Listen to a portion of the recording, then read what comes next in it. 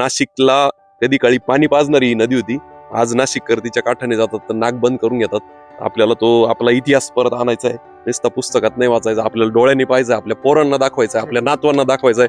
तर ते सगळं आपण या कामातनं घडवणार. मैरवणी गावात सगळ्या शेतकऱ्यांबरोबर आम्ही उभे आणि इथल्या डिसिल्टिंगचं काम होतंय. शेतकऱ्यांना काही गाळ काढण्याचं काम नवीन नाहीये, पण काय होतं, ह्या कामाचा शहराला पण फायदा आहे हे शहरालाच कळत नाही. कारण ही माती आपण म्हणतो इथं वाहून येते, इथं साचते, इथली क्षमता कमी होती ना, तशीच ही याच्यातली काही माती शहरात पण वाहून जाते, तिथं पण ती साचून राहते. पखाल रोडला मुंबई नाक्याला ही माती थांबते आणि मग जेव्हा पूर येतो तेव्हा तिथल्या घरांमध्ये पाणी घुसतं. आपण जेव्हा आज हे काम करतोय तेव्हा नाशिक शहरासाठी पण काम करतोय आणि शहराच्या नदीच्या काठावरनं जास्त करून गरीब लोकच राहतात. त्या गरिबांसाठी पण आपलं काम होतंय. तर आपलं जरी एक प्रकारे आपल्या गावासाठी, आपल्या शेतीसाठी आपण हे काम करतोय, तरी आपण पूर्ण नाशिक शहरासाठी काम करतोय.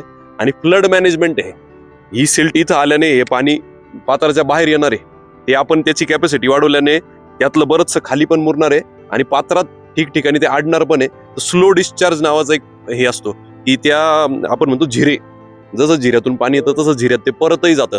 त्या झिऱ्यांमधनं ते ॲक्विफर मध्ये पाणी जातं. याचा अर्थ आपल्या बोरच्या क्षमतेत सुद्धा वाढ होणार आहे. अशा बऱ्याच गोष्टी ह्या साध्या कामाने होणार असतात. पाटील सरांनी लगेच, म्हणजे त्यांच्याकडे जेव्हा त्यांना कळलं, मुंगी सरांना जेव्हा त्यात कळलं, तेव्हा त्यांनी लगेच ही मदत आम्हाला दिली. त्याच्यामुळं तुमचे खरंच सर आभार आहे. जास्तीत जास्त कंपन्यांनी, जास्तीत जास्त CSR, जास्तीत जास्त संस्थांनी पुढे यावं आणि नंदिनी पुनरुज्जीवित करावी. कारण नाशिकला कधी काळी पाणी पाजणारी ही नदी होती. आज नाशिककर तिच्या काठाने जातात तर नाक बंद करून घेतात.